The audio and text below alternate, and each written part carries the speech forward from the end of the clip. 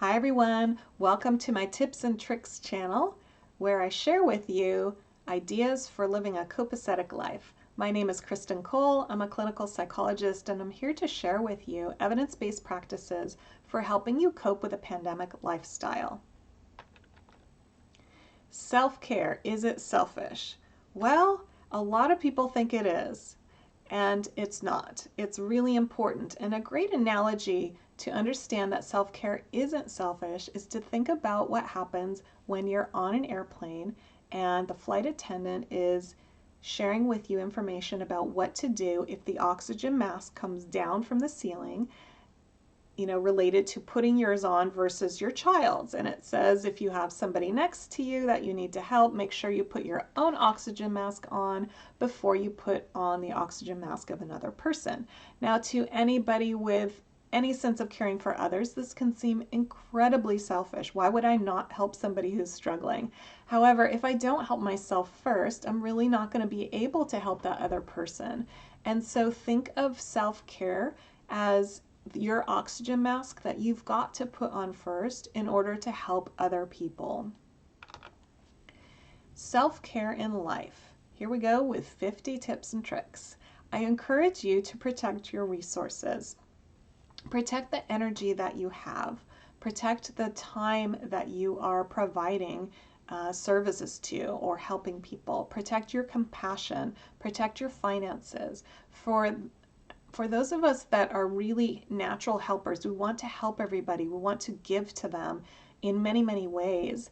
That can be very exhausting and we can deplete ourselves and really not have enough for ourselves or our family. So think about protecting your resources, not being selfish about it, but really asking yourself, can I afford to do this right now? Whether it's physically, emotionally, financially, spiritually, can I afford to do this? And if I can't, I really need to think about it again.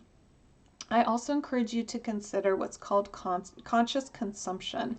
And conscious consumption means having awareness of what you're allowing in your mind and your body at all times. So it's this sense of awareness of what am I exposing my mind to right now? What am I putting in my body? Is it nutritional or not? And what kinds of movements am I having in order to exercise or not that's good for me? So think about conscious consumption. What are you allowing into your life, into your world? And to be mindful of allowing people who make you feel good be in your world. To allow food and nutrition that energizes your body and is good for you into your world. So think about being a little bit more conscious of what you're allowing into your world. Surround yourself with positive people. Because of all the negativity going on during the pandemic, it's very refreshing to be around positive people. So I encourage you to surround yourself with positive people. And when you have the energy and the resources, you be that positive person for another.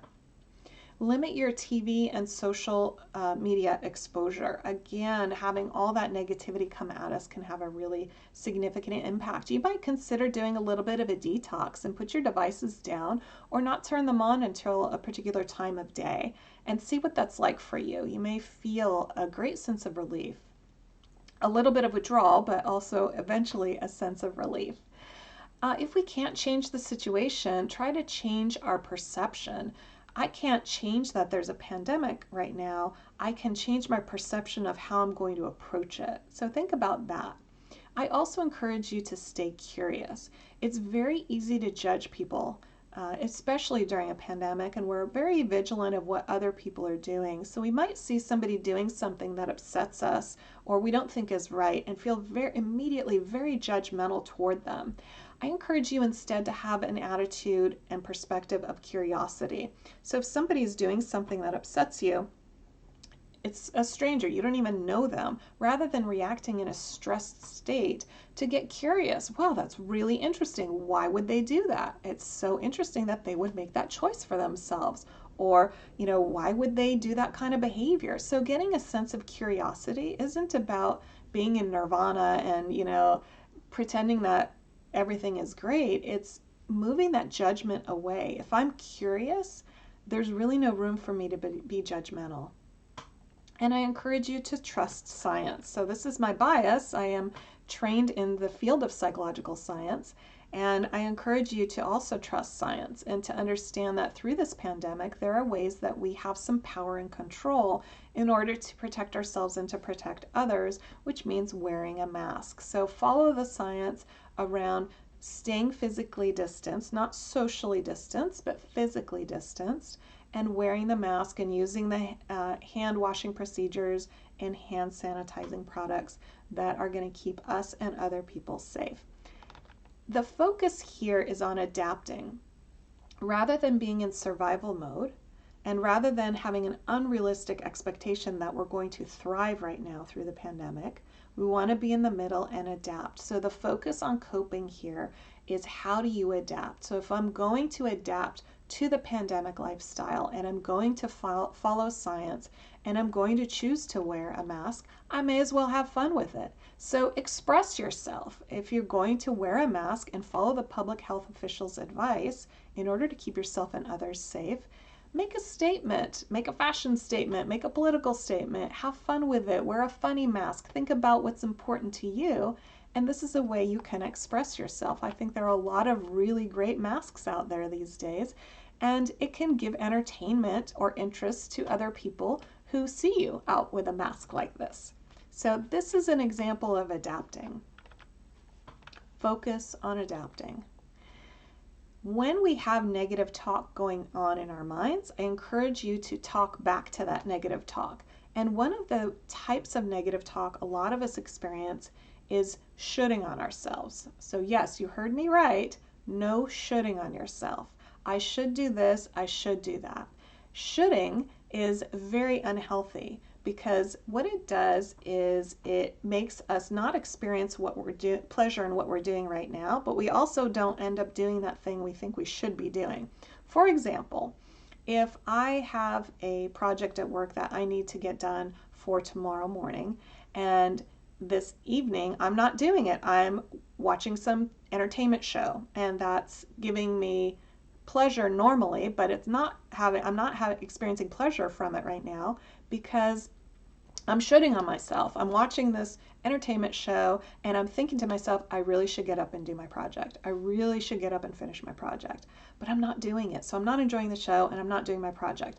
I encourage you to change all your shoulds to I will or I won't.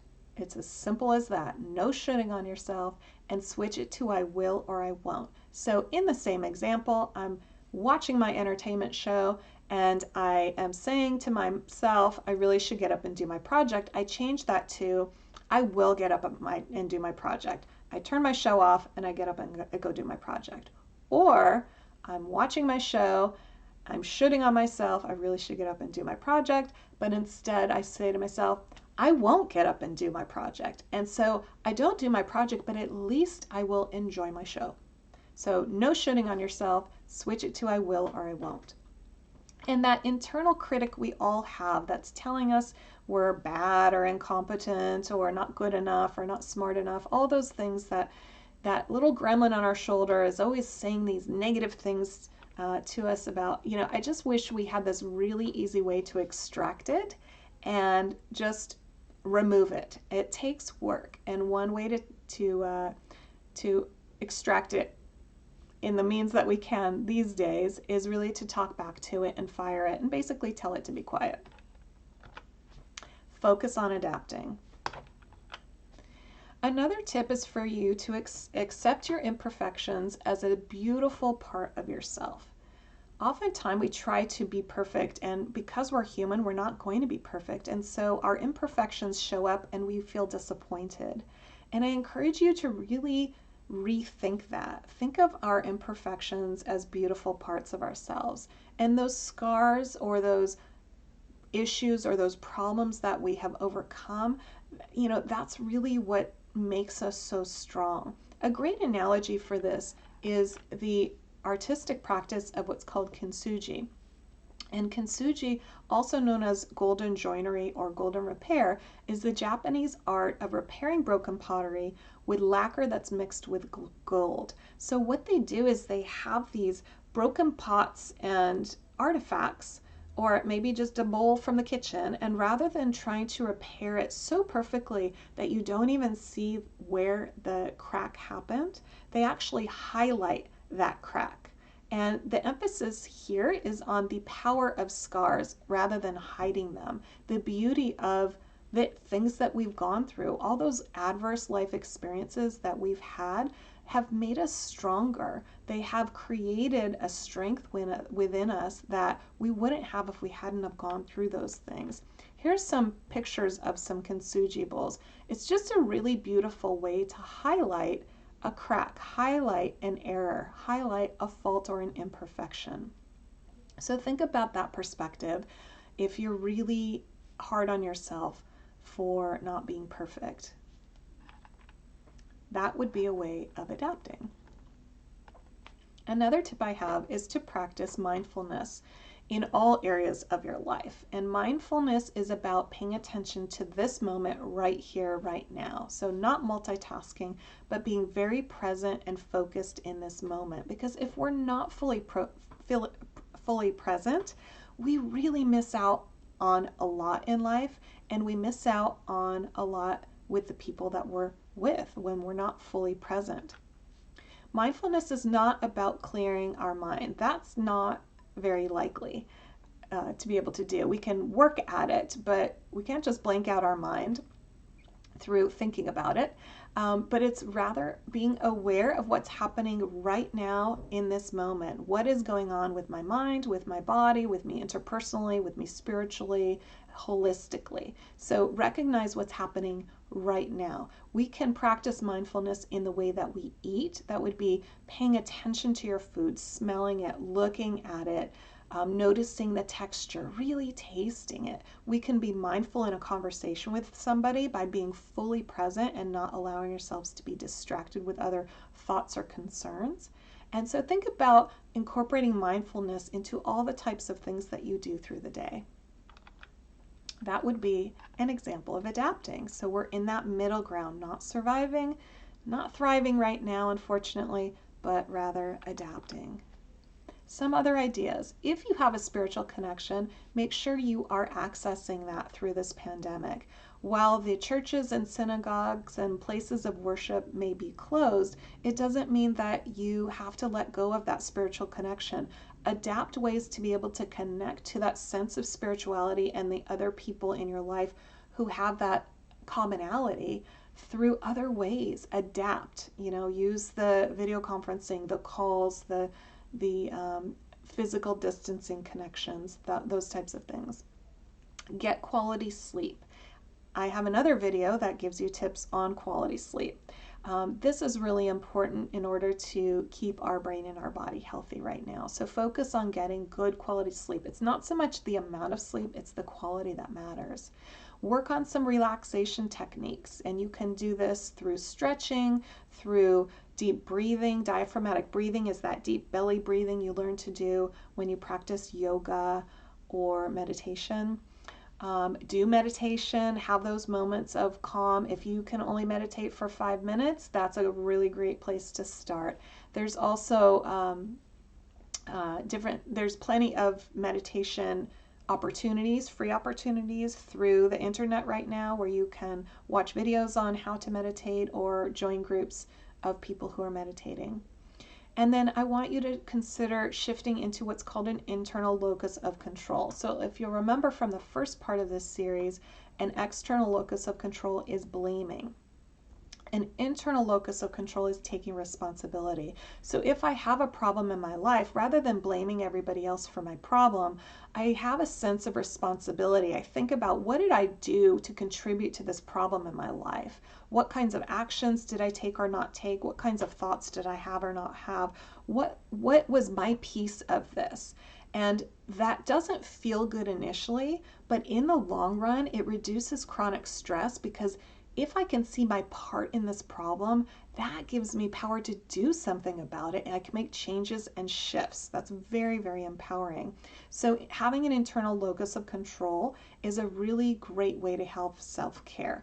I do want to add a caveat to this. Some people have so much internal locus of control that they actually take too much responsibility for things that have nothing to do with them, and they take blame for things that have nothing to do with them. And that can really go awry. We can go down this funnel of self-blame, and that would be a negative thing. So try and have this sense of taking responsibility for what's yours and letting go of what's not.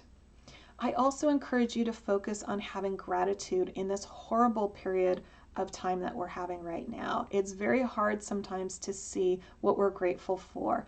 However, research shows that you can very significantly reduce your cortisol levels up to 23% by writing down 3 things you're grateful for every night.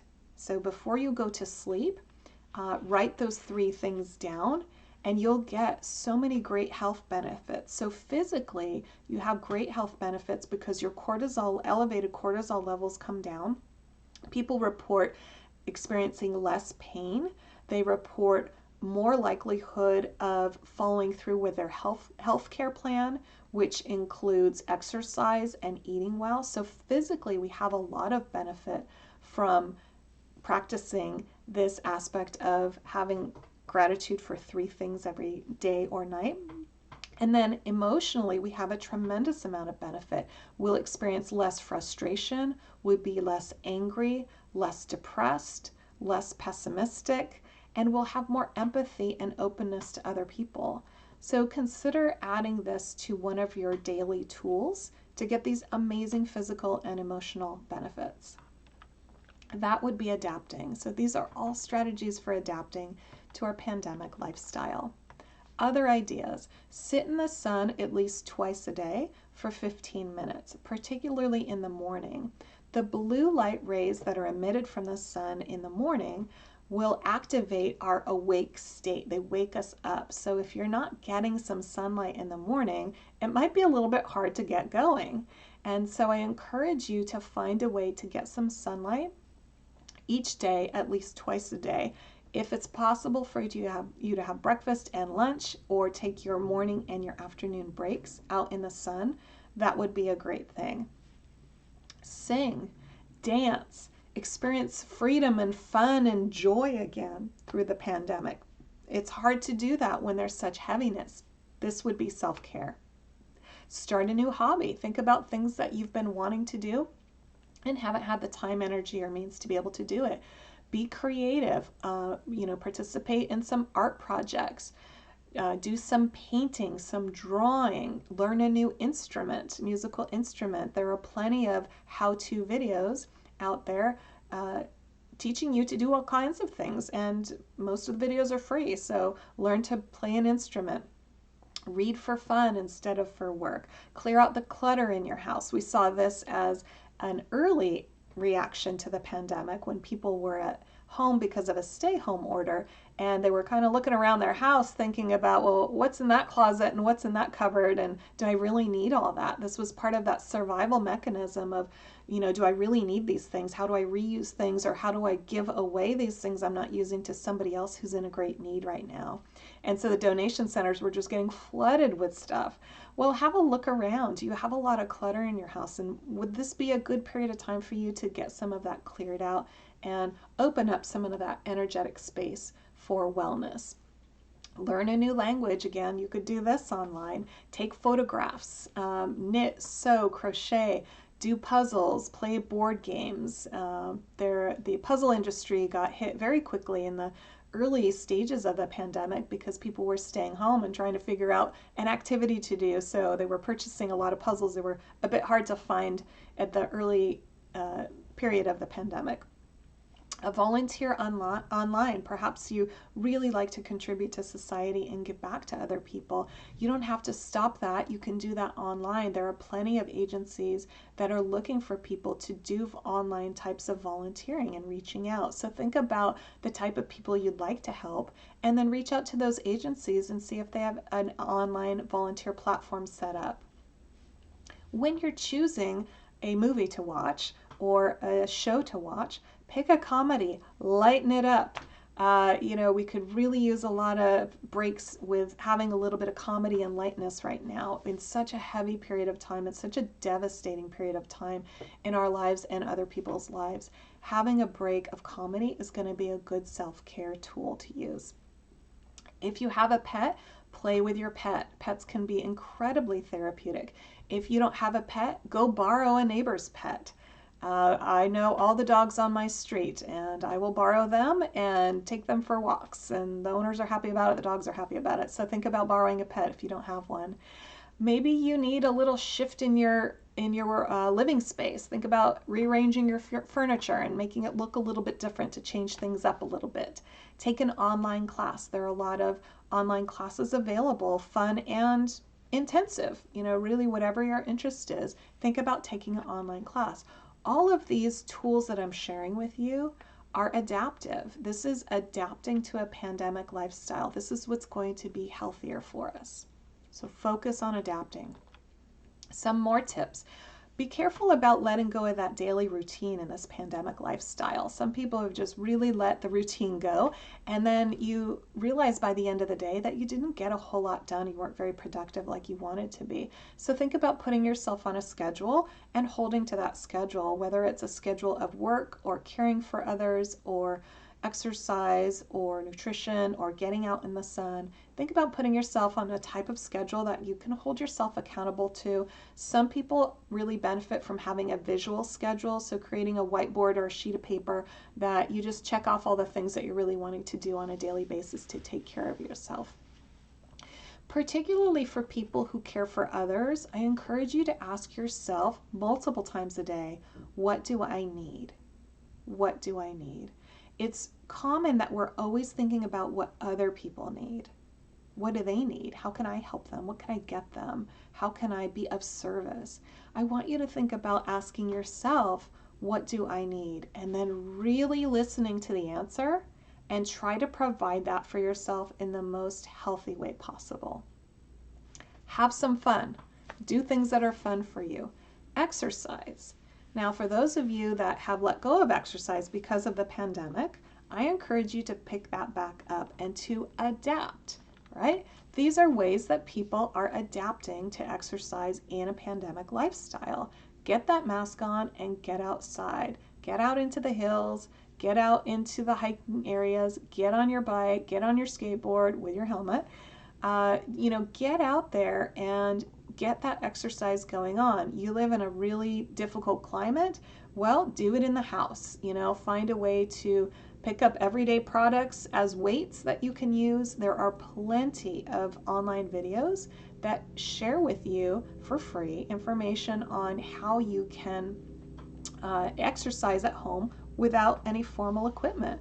So think about incorporating exercise back into your life. That would be an experience of adapting to this pandemic lifestyle. We're not in survival, we're not thriving, but we're adapting. We need to get through this for the long haul. Other ideas, if you're working from home, don't hold your breath until you have to go back to your workplace. Create an ergonomic workspace now.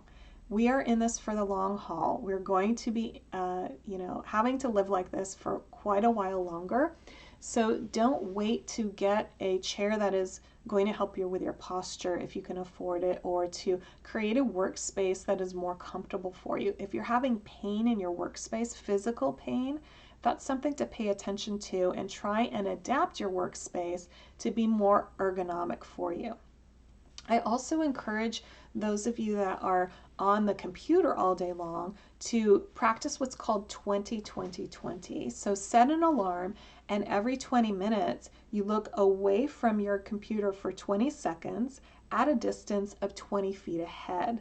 This is what eye doctors are recommending in order to keep our eyes healthy instead of looking at just the distance of the screen. So 20-20-20, every 20 minutes look away for 20 seconds at a distance of 20 feet. And socialize with a mask. So I mentioned in my other video that rather than using the term social distancing, we really should be using the term physical distancing. So if we're going to physically distance while we're socializing, wear a mask and be creative. The air hugs people are doing, the 6-foot distance people are having, the connections that people in apartment buildings on their patios are having. find a way to adapt so you are connecting to people with a physical distance and wearing a mask. That would be adapting. If you're just totally socially isolating because you're not making these efforts to physically distance, that can have really negative impacts on your health. So I want to encourage you to adapt your social distancing.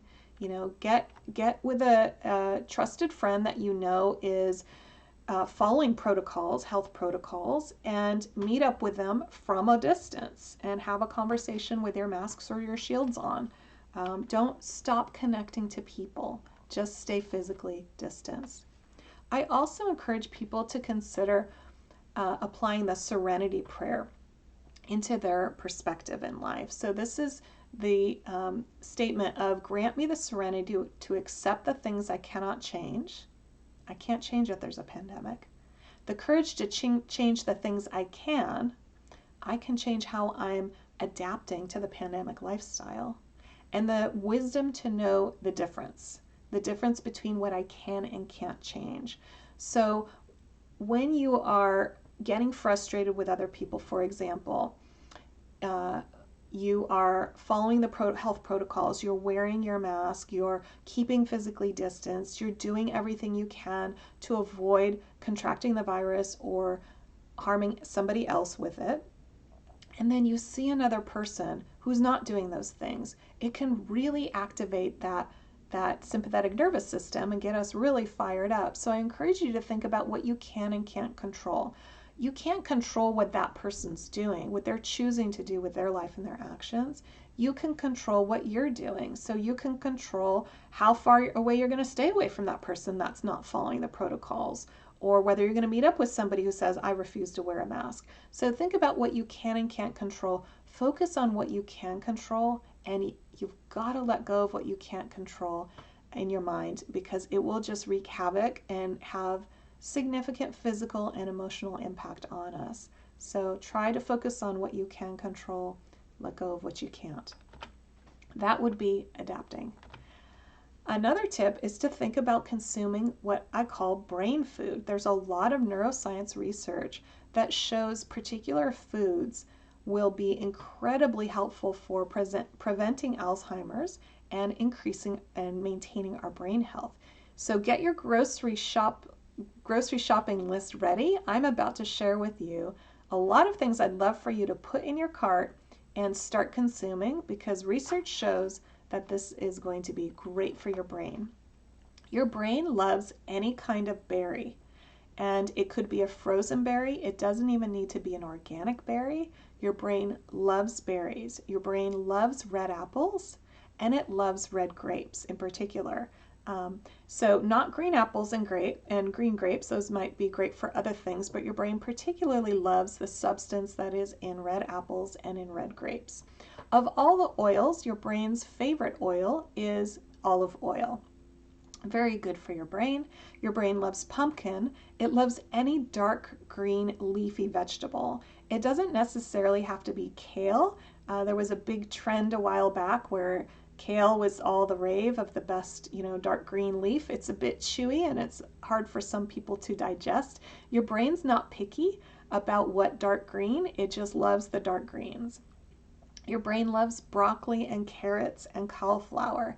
It loves onion and garlic. Your brain loves turmeric. That is the substance in curry and the spice in this image here. And we know that your brain loves turmeric and can actually help prevent Alzheimer's, because communities and cultures that consume curry on a regular basis have significantly lower rates of Alzheimer's. Your brain loves walnuts in particular. 2 ounces of walnuts every day will make your brain very happy. And I find this fascinating because when you open up a walnut, I think it looks like a brain. Your brain loves Concord grape juice. It doesn't have to be organic, but it does need to be 100% juice. So on the label, it's going to have to say 100% juice. And your brain loves that. Now, with some of these recommendations I'm making, you have to consider what's healthy for you. So if somebody has diabetes, eating these fruits and consuming this juice is not a good idea. It can create other problems. So please take into consideration your own health limitations and concerns and adapt to the foods on this list that will work for you. Your brain also really loves cooked tomatoes in particular. So raw tomatoes are great, but your brain particularly wants those cooked or stewed tomatoes. So follow the advice of Hippocrates and let your food be your medicine and medicine be your food. That would be adapting. I also encourage you to learn from your pets. If you have a pet or if you've ever had a pet, what did your pet or does your pet do in the morning when it wakes up? What is the very first thing it does? It stretches, right? So pets know that we need to stretch. Did you stretch this morning? Consider following your pet's advice. Pets are so great about telling us what we need to do. They're great reminders for us to stretch, for us to relax and hang out, for us to eat something healthy, to play, to dress up, to cuddle and to connect. Let your pets be your guide and remind you what we need to be reminded of. I hope that these tips have been helpful. I want you to consider now reviewing 5 of your stress warning signs that you identified in the first video and write down 5 of the self-care techniques I covered that you would be willing to do this week. So in the next 7 days, what are 5 techniques that you would be willing and able to actually do? And then what I encourage you to do is to share with a friend, a colleague, a family member, a partner, what you've identified as your stressors or stress warning signs, and also your self-care ideas of what you're going to do. And the reason why I encourage you to share that with a trusted person is because they'll help us be accountable and follow through and check in and say, hey, I remember you said you were going to do this healthy thing. How'd that work out for you? So think about sharing it with somebody that you trust that can help hold you accountable.